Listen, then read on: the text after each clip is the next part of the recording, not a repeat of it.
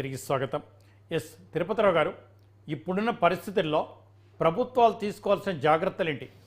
చాలామంది ఇప్పుడు పేర్ని నాని గారు ఇంకో రకంగా మాట్లాడుతున్నారు. ఇవాళ చాలా రోజుల తర్వాత కొడాలి నాని గారు మాట్లాడుతూ ఉన్నారు. కొడాలి నాని గారు సంతకం పెట్టి వెళ్ళమంటే గౌరవనీయ అప్పట్లో ముఖ్యమంత్రిగా ఉన్న జగన్మోహన్ రెడ్డి గారిని వైవి సుబ్బారెడ్డి గారు గౌరవప్రదంగా పిలిచారు కాబట్టి, ఆహ్వానించారు కాబట్టి వారి సంతకం అక్కర్లేదని చెప్పి ఐ థింక్ రాష్ట్ర హైకోర్టు న్యాయమూర్తి గారు కూడా చెప్పారు. అంటే వారు మీరే పిలిచి వారిని సంతకం పెట్టమంటారు ఏంటనేది ఒకటి జరిగింది అక్కడ. ఓకే, అటువంటి ఇబ్బంది ఏం లేదు. కానీ సతీ సమేతంగా వెళ్ళి అవన్నీ కూడా చేయాలి. భద్రాచలం తానీషా గారు కదా పంపించింది, అవన్నీ కూడా ముత్యాలు పంపించింది వారే కదా, స్వీకరించారు కదా, దేవుడు స్వీకరించారు, హిందూ భక్తులు కూడా స్వీకరించారు కదా. ఇవాళ కొడాలి నాని గారు మాట్లాడుతున్నారు, పేర్ని నాని గారు మాట్లాడుతున్నారు, తమ్మినేని సీతారాం గారు మాట్లాడుతూ ఉన్నారు, వారి అధికార ప్రతినిధులు మాట్లాడుతున్నారు. ఏం గౌరవం లేదండి, ఏం గౌరవం లేదు.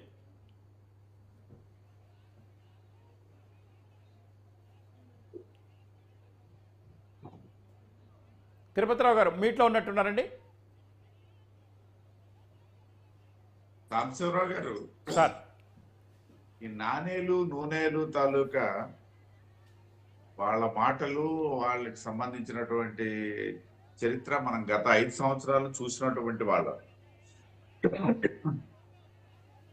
కాబట్టి సరే, తమ్మినేని సీతారాం గారు మీరు అన్నట్టు ఏ సందర్భానికి ఏది మాట్లాడాలో తెలియనటువంటి వ్యక్తి అయిపోయినాడు. వాళ్ళ ఒక్క విషయం మనం గమనించినట్లయితే, చేసినటువంటి తప్పుని సరిదిద్దుకోవడం ఒక అంశం, లేదా చేసినటువంటి తప్పుని పునరావృతం కాకుండా తప్పించుకోవడం ఇంకొక అంశం. అంటే తప్పించుకోవడం ఇన్ దట్ సెన్స్ ప్రజల దృష్టి నుండి తప్పించుకోవడం. ఇక్కడ జరుగుతున్నది ఏంటంటే ఈ రెండు కాదు. చేసినటువంటి పనిని సమర్థించుకోవడం ఏదైతే ఉందో, అడ్డగోలుగా సమర్థించుకోవడం ఏదైతే ఉందో, దాంట్లో భాగంగా ఇవాళ మనం వీళ్ళ తాలూకా వ్యాఖ్యానాన్ని మనం చూస్తున్నటువంటి ఒకసారి. ఇంకొక విషయం ఏంటంటే, అసలు దీని అంతటికీ ప్రధాన కారకుడు ఎవరైనా ఉన్నారు అనేసి అంటే, ఈ రాష్ట్ర ప్రజలు ఈ జగన్మోహన్ రెడ్డి గారికి పట్టం కట్టడంలోన, సరే ఆయన హిందూ వ్యతిరేకి కాదు అన్నటువంటి అంశంలోన ఈ జనాలకి నమ్మించినటువంటి ఎవరన్నా ఉన్నాడో మా ఉత్తరాంధ్రకు చెందినటువంటి స్వరూపానంద సరస్వతి ప్రధానమైనటువంటి బాధ్యత. ఆయన చేసింది కదా, ఈయనకేదో హిందువుగా నీళ్ళలో ముంచి తీసి బొట్లు పెట్టి నానా హడావుడి చేసి ఈ 5 సంవత్సరాలు కూడా ఆయన తిరుమలలో కూడా ఒక పెద్ద స్కాములు చేసినటువంటి స్వామీజీ ఎవరైనా ఉన్నారనేసి అంటే స్వరూపానంద్. డెఫినెట్ గా 5 సంవత్సరాల కిందట ఆయన మీద మాకు కూడా ఒక రకమైనటువంటి సహసిద్ధంగా వ్యవస్థలో ఉన్నటువంటి వ్యక్తులుగా మాకున్నటువంటి అభిప్రాయంతో పాటు, ఆయన మా శ్రీకాకుళం జిల్లాకు చెందినటువంటి వ్యక్తి, ఈ ఆధ్యాత్మిక ధోరణిలో ఉన్నటువంటి వ్యక్తి అన్నటువంటి ఒక గౌరవభావంతో పాటు, సమాజానికి ఉపయోగపడే పని చేస్తున్నాడు అన్నటువంటి ఆలోచనతో ఉన్నటువంటి మేము ఈ 5 సంవత్సరాల్లో ఆయన పట్ల ఉన్నటువంటి ఆ భావానికి పూర్తిగా తిలోదకాలు ఇవ్వాల్సినటువంటి పరిస్థితి తెచ్చుకున్నాడు ఆయన. కాబట్టి ఈ నేపథ్యం, ఆయన ఈ జగన్మోహన్ రెడ్డిని పట్ల హిందువులకి ఒక సానుకూలమైనటువంటి వైఖరి ఏర్పడడానికి కారణకుడు స్వరూపానంద సరస్వతి. నేను ఖచ్చితంగా చెప్పగలను. మాకు స్వామీజీలు ఉన్నారు, మనకి పరంపర ఉంది, చాలా వరకు ఉన్నది. మా శ్రీకాకుళం జిల్లా నుండి ఇవాళ కూడా ఈ అంశం మీద కూడా పాపం నిరంతరం పోరాటం చేస్తున్నటువంటి వ్యక్తి ఎవరైనా స్వామీజీ ఉన్నారు, శ్రీనివాసానంద సరస్వతి.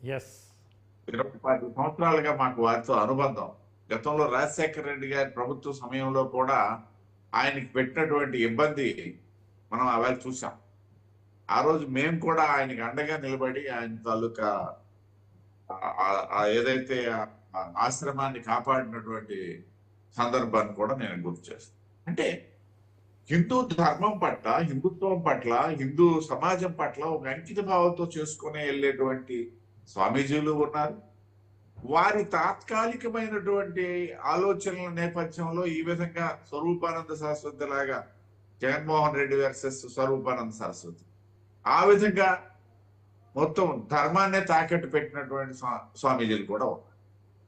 నేను ఇక్కడ ఈ రెండు ఎందుకు ప్రస్తావించాల్సి వచ్చింది అనేసి అంటే, ఇవాళ ప్రధానంగా వినిపిస్తున్నటువంటిది, నిన్న పవన్ కళ్యాణ్ గారు మాట్లాడినటువంటిది, సనాతన ధర్మం సంబంధించి సనాతన ధర్మమే నిర్వహించాలా, ఈ ధర్మపాలకులుగా సనాతన ధర్మానికి చెందిన వాళ్ళే ఉండాలా, వాళ్లే చూసుకోవాలి, ప్రభుత్వ యాజమాన్యం కానీ ఆధిపత్యం కానీ అవసరం లేదు అన్నటువంటి ఒక దగ్గర చూసేటప్పుడు చాలా మంది ఏమంటారంటే, ఏది లేకపోతే ఏ విధంగా నడుపుతారని అంటే ఇవాళ ఒక మసీదు ఉంది, ఆ మసీదుకి సంబంధించి వాళ్ళు నడుపుకోగలేనిది ఒక దేవాలయం నడుపుకోలేము.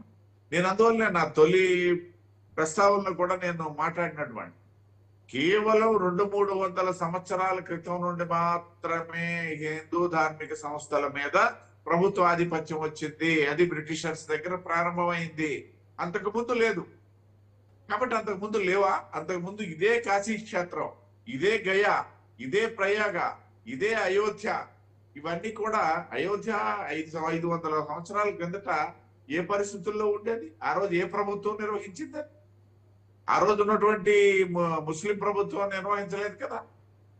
కాబట్టి ఆ ఆలోచన గనక సరైంది అని భావించి గనక ఇవాళ ప్రభుత్వాలు హిందూ ధార్మిక సంస్థల నుండి ఆధిపత్యం నుండి కనుక నిష్క్రమించినట్లయితే, ఇంకా నేను చెప్తాను, చాలా రాష్ట్రాల్లో, మన రాష్ట్రంలో కానీ, మన తెలుగు రాష్ట్రాల్లో కానీ, మన దక్షిణాది రాష్ట్రాల్లో కానీ ఉన్నంత సీరియస్ అబ్జర్వేషన్ కూడా ప్రభుత్వానికి లేదు. ఉత్తరాది రాష్ట్రాలు దేవాలయ వ్యవస్థ పట్ల అక్కడ కూడా చక్కగా నడబడుతున్నటువంటి దేవాలయాలు ఉన్నాయి, క్రమశిక్షణతో నడబడుతున్నటువంటి బోర్డులు ఉన్నాయి, క్రమశిక్షణతో నడిపిస్తున్నటువంటి దైవ ప్రార్థనలతో సంబంధించి దైవం మీద ఉన్నటువంటి విశ్వాసంతో నడిపిస్తున్నటువంటి వ్యక్తుల ఆధారంగా నడుస్తున్నటువంటి సంస్థలు ఉన్నాయి కదా.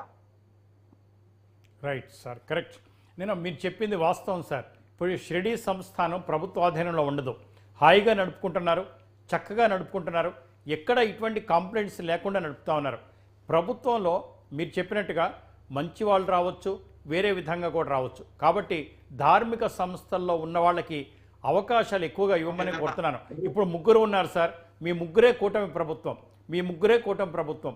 మీరు చెప్పిన శ్రీనివాసానంద సరస్వతి గారిని ఎంత ఇబ్బంది పెట్టారో, మీరు ఎంత ఆదుకున్నారో కూడా వారు లైవ్లో కూడా నాకు చెప్పారు sir. Really hats off to you.